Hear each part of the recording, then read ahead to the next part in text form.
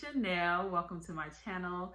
Today is very special because it is our 6th anniversary and a great 6 years. And we just want to share our experiences with everyone who maybe either is thinking about getting married, or maybe you're just in a relationship, to maybe you're newlyweds and you're in your first year of marriage. And we can give wisdom to those who've been married any time less than 6 years. I just want to start by just giving a background about us. So we met when we were 16. Yeah, 16 years old. He's now 32. I'm 31. He's the oldest. I joke about that, even though he's only the oldest for a few months. And it's an interesting story how we met. So we met because I played basketball with his cousin, who he used to hang out with her brother. So coming to one of our games, he ended up, kind of scoping the team. And he found me. Go for what? Yeah, it's about right. Started coming to practices. A little stalking. What could you do? There was no social media at this time, so there was no type of Facebook stalking. No. I had to literally show up. Yeah, so he showed up to every practice, and we went out of town, and any chance he could get, he was there. So we met like that, and we literally dated, and we were on and off for 7 years before we got married. But about a couple of months into our official relationship, because we were friends for about 1.5 years, we got pregnant. Right. At 18. Before we were really serious. Before we were really seriously in a relationship, we got pregnant with our oldest daughter, who's now 12, and that was life-changing for us. Yeah, to say the least.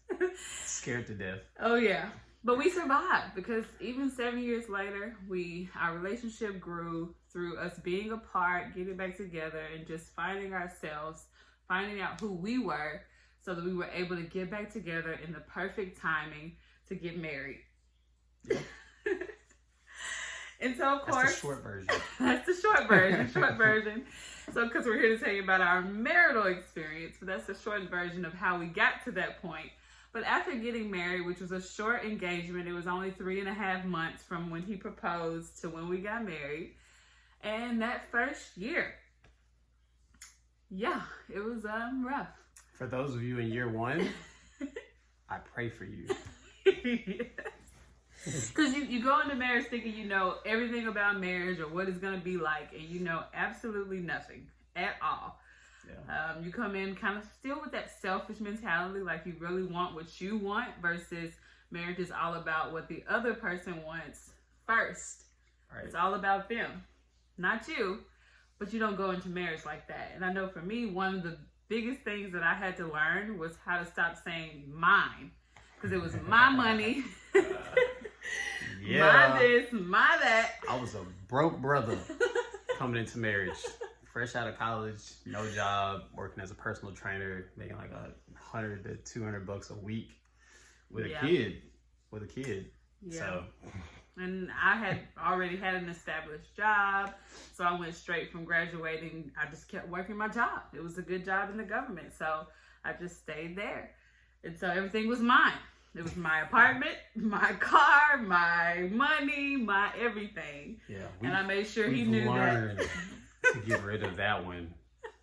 Well, I mean, I think I didn't learn, honestly, until when I came home, which is when we got pregnant with baby number 2, which was going into our 2nd year of marriage. Yep. And I came home from working, and then I was like, wait a minute, I don't have anything that's mine anymore. So now it's ours. It's our money. It's our everything. I played her for about a month. I was like, no. It's mine. You need some gas money? You want to spend some gas? Ask me. Yeah, so year 2, you can see, started off a little bit rough as well. And so we were pregnant with our 2nd child, and things got a little rough for us financially, because we stepped out on God. I knew it was God meant for me to come home from working. So we went through a little financial struggle, but we stayed strong together in that. And that's important. If you do go through a financial setback or something like that in your relationship, regardless if it's your fault or not, you got to stick together through those times versus trying to figure out who is to blame for the financial setbacks. You got to stick together because that is so, so important, and support each other because you're all you got. When you get married, it's two become one. So you got to stick together, especially through tough times. And I think that's something that we have always done great, is that when we went through a tough time, it was like, we're together. Figured it out. We figured it out. We figured it out. Spend the rest of your life figuring it out. Yep. And so we spent maybe the next 2.5, 3 years living with the parents. Yeah, we did. And that was Shout an out experience. to moms and pops. Yes. We moved in, and it was a shift we knew we needed to happen to pay off some debts and get things back on track. But we did it, and that was an experience, being married and spending year 2 through like 4.5, 5, living with parents. And so we learned in that time really just how important it is to create a budget, to get your finances in order, to start paying off debt, to communicate. Yep. Communication. Definitely. Oh my goodness, and honestly, I think from us living with parents, we did learn a lot. We learned a lot about each other. I definitely learned a lot more about him since it was his parents that we were living with, and beginning to understand him more. I think he had spent a period of time living with my mom when we first got married and were dating. Me and my mom lived together, so he kind of knew how my parents were. And so I had to learn how his were, which helped me to understand him better as well. That's a good thing to do before you get married, is spend time with the in-laws. Yeah. So that, and not just to like grade them and be like, yep, I can't deal with that. But to really find out more about your potential spouse. Yeah. Or even if you haven't done it and you're married, like do that. You'll learn a lot about like who your spouse is, why they do certain stuff. Yeah. And it was eye-opening. Oh, really. Yeah, it was. I learned kind of what he expected from me. And we learned that we can't expect each other to be like our moms or like our dads. Like, we had to really create our own family unit and how we wanted that to be, even while living with, parents. Yeah. We had to determine what do we want our marriage to look like, how do we want to raise our kids, and all of those things. Because a lot of times you go into marriage thinking, well, some guys think, oh, she's going to be just like my mom, or I expect her to be just like my mom, especially if your mom was great. And even the same thing, if you had a great father, you kind of go into marriage expecting your husband to be this great person just like your dad. And that's not always the case. You can't have expectations of them being like somebody else. Yeah. Pretty much, you marry them a person. If they decide to stay that exact person, that's what you have to deal with. That's what you chose to deal with. If they decide to grow and develop these new, great, amazing qualities, that's just extra. But you married them as who they were. And so don't expect them to be anybody else. Right. Expectations, like that could be one of the points, is expectations almost have to, after you married, like you should set expectations before marriage. Yeah. If there's anybody watching that's single, set those expectations up front, because after you're married, those expectations go away. Like you should have satisfied those before you accepted that commitment. They become arguments. Right. If you didn't satisfy those beforehand, oh man, it becomes a divide later, unless you just really get over them and you let them go. Speaking of expectations and conversations to have, one conversation we did not have was, how many kids do you want to have? It's why I am pregnant now with number 5. We didn't have that conversation, so that is a conversation you do want to have. We didn't have that conversation because we had already had one before we got married. Right. So it wasn't a conversation let's have more kids. Just happened. Yeah, but that is a conversation, because if it was up to him, before even having the baby at 18, he probably wanted 0. I probably wanted 2. And so we got married, and we never came through to the conversation again. And we have officially realized that we're more than 2 to 1 now with kids. After this one, we would be completely overruled with children, and we need all of the prayer possible. 4 toddlers. 4 toddlers. That's just insane to think about. it is. So have that conversation. Have any conversation, any questions. I know we did do marital counseling, which is important before you get married. So that's a plug too for marital counseling. It's not just good to go so that you can get a cheaper license, but it's good to go so that you can find out more about each other and get an outside perspective going into marriage before you actually get married. So that's important too. Yeah.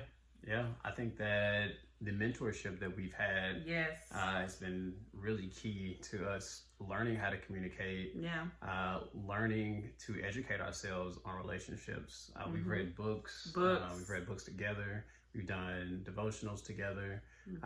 All of that stuff is huge because you have to be here together, right? And as long as you're growing, and you need to be growing continuously, your marriage is going to get better, right? And the only reason it gets worse is when you stop working on it. It's the only time it should get worse is when one part, it can only takes one part. Because it has to be an effort together. Like, you both have to be working on it. You can't have one person working on it and the other person's just like, you know, it is what it is. I'll make sure to put the books that we've read in the description below. But also one other thing too is you have to look at a relationship as being 100-100. I know a lot of times you hear 50-50. Well, who wants 50% of love or 50% communication? So you have to give 100% of your love, 100% effort towards your marriage on both parts. And I hate, a lot of people like don't want to hear this, especially if you're not married yet, but you should be aiming to give your 100 regardless of what the other person is giving. Because you never know what season or what the other person is going through, but all you can do is worry about yourself. So it's important to aim for that 100% every single day in every area of your relationship, because that person may need that more in that season than they're able to give. So make sure that you give that 100% every single day.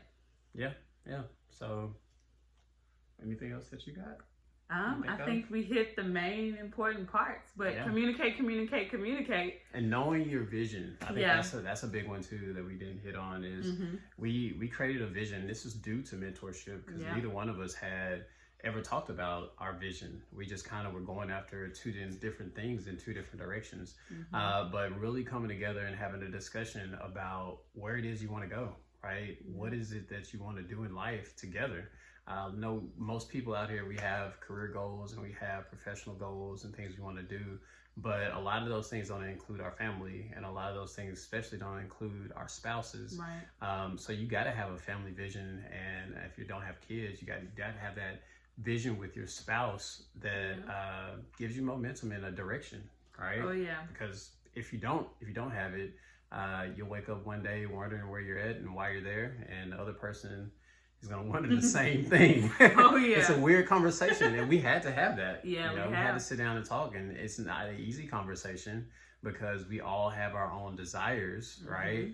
And to bring two people together and put them on one path, especially two people like us who are both type A people and drivers. Competitive drivers. Like, no, we're going this way. No, this way. Right. And it's a struggle if you can't get that on the right path. I know we struggle with it, man, for maybe a year or two years, really getting momentum in a direction. So and since we got on that, it's because someone has to lead. And I think being a type A as a female, of course, I'm a natural leader. But one person has to lead. One thing our mentors taught us, that anything that has two heads belongs in a circus. So you both can't just be trying to pull. You'll never get anywhere going back and forth. So you have to have a leader. And I believe, my perspective, that it should be the husband. And so the husband needs to lead and make sure that he's leading. And the wife has to trust him in that, and trust him in leading the family and leading in decisions. Even there's sometimes where it's like, no. And it's usually me not wanting to agree because it's something bad, but just me going against my own desires or my own emotional feelings about the situation. So that's a key, is having a leader and letting one person in a relationship lead. Yeah. I think this is going to be one of your longer videos. But thank you guys so much for tuning in. I hope you got something out of this video from our amazing 6 years experience of marriage. And we look forward to many, many, many, many more years. And make sure you subscribe and leave a comment below if you're married. Let us know how long you've been married, or if you're, have any questions for us. Leave them in the comments below about relationships, whether you're single or whatever. We would love to answer those for you. But other than that, signing off.